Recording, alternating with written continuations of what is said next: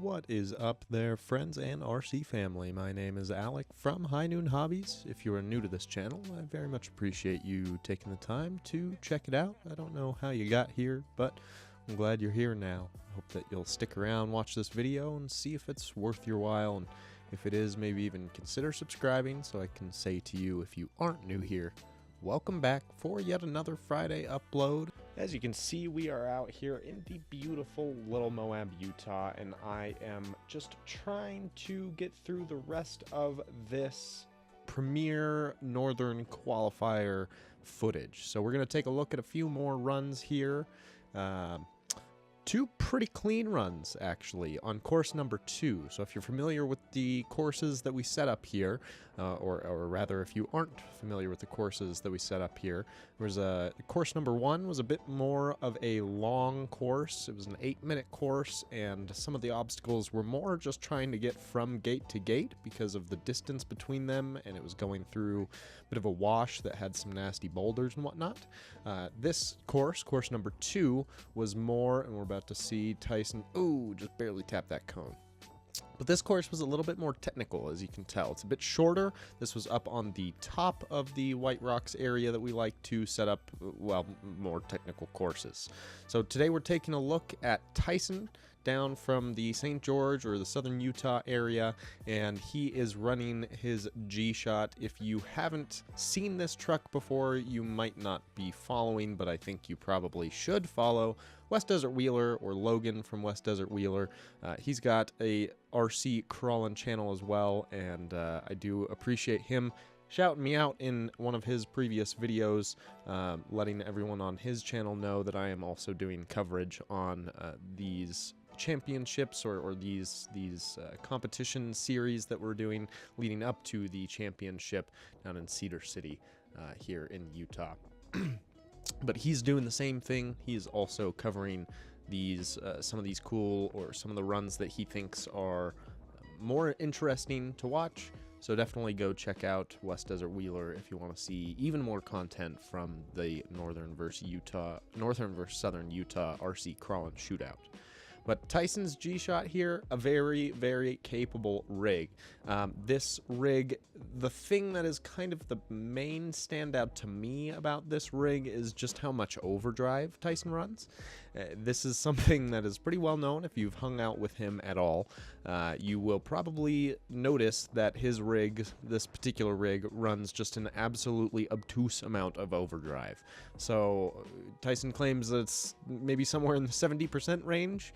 We're not entirely certain, but it's got to be pretty close. It's definitely over a typical, even a comp rig would maybe run 40%, but you can see on this descent here that overdrive just doing absolute work in keeping this truck planted on the descent. But definitely more than your typical, ooh, yeah, yep, yay. That's a good one. That's a nice little gimbal freak out. Definitely more overdrive than you would typically run. So here's a great example gate for some good overdrive and some driving skill. A lot of people have been turtling there as they hit the base, and it kind of throws them off to the right. Tyson, with the overdrive and with a nice throttle application there at the bottom, was able to keep himself upright. This was also just absolutely ridiculous. The fact that he was able to essentially just turn into that gate without any sort of issue, or without having to take a 3-point, or without having to take it wide or anything. He was just able to turn straight into the gate, and that is absolutely a function of his ridiculous overdrive, making gate 7 look like a piece of cake coming up and over that climb. And here we're going on to the side hill that we are fairly familiar with on the channel at this point. We've seen many a truck come through here. And Tyson's truck making it look easy. Sidewall staying composed. I don't know what foams he's running in here, but I'd be curious. It looked like those sidewalls stayed nice and firm all the way through that side hill. Down gate 9. An easy drop. And now kind of the tough finish out. Make sure you don't get bound up as you're turning into this. But again, just a ridiculous steering angle there. And overdrive going to help Tyson pull himself up and over the ridge there for a +1 456.52. So an absolutely stunning run from Tyson.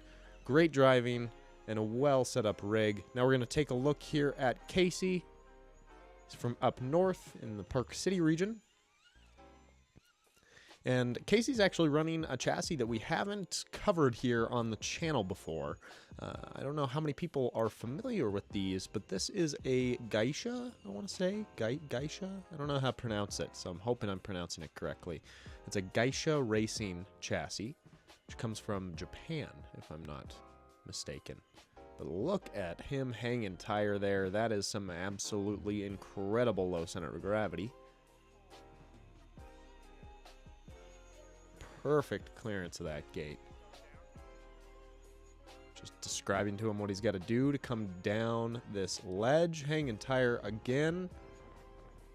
And this is an interesting approach. He takes a reverse here. He gets a little caught up on his slider, but it doesn't completely throw him off. He's still fairly lined up to do this weird little cross crack maneuver. It actually works out for him there. I was pretty impressed by that one. I just noticed, I'm pretty sure that Casey's wearing a G-Speed Puffy.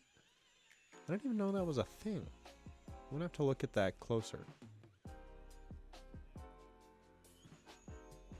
Assessing what he's got to do next. He's checking out the bonus gate there, which is an omnidirectional bonus gate.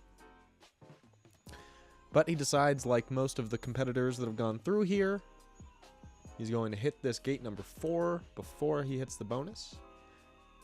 Bringing himself up and over.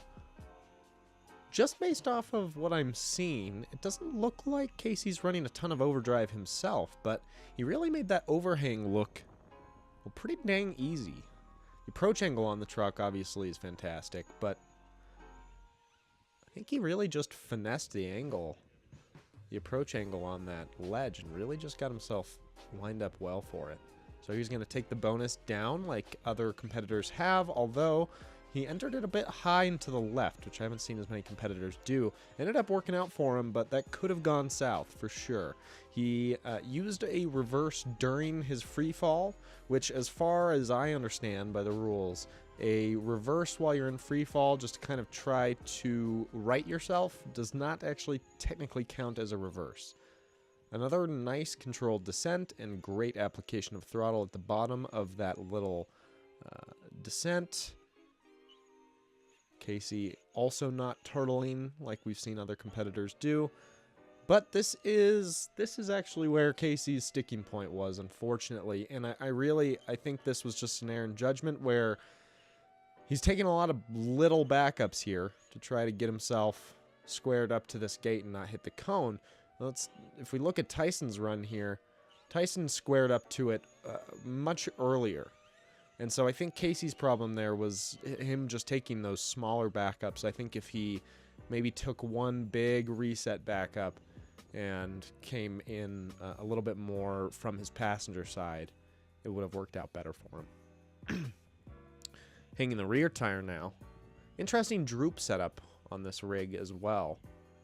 That rear axle is staying really tucked in, and now it's just barely getting forced out as the truck starts to contort into the angle necessary to make that climb. But up and over, no craziness there. Into the side hill of gate 8. Wrapping up his run here, we're looking like we're set up for a similar time as Tyson. Although I think we already know that there's just no way that Casey is going to beat Tyson's score, unfortunately, since they both hit the bonus gate, both got the bonus already. There's no way for Casey to reduce his score anymore. But both of these runs were really, really good runs. I wanted to share these runs with you guys because I thought that these guys really did a great job of maintaining their composure throughout the run. They did a great job of staying smooth throughout the different gates, from gate to gate. And they did a good job overall of just assessing the gates and the best way to get through them. So the final standings here, Tyson's G-Shot got a +1, the G-Shot, sorry, got a +1 at a 456.52, and Casey's Geisha frame there got a +6 at 436.56. So Both great runs. Let me know what you guys thought from these runs in the comment section down below. But until then, well, until Sunday, I suppose. We'll see you on Sunday. We'll see you on Sunday. Y'all have a great Saturday, and we'll see you on Sunday. Cheers.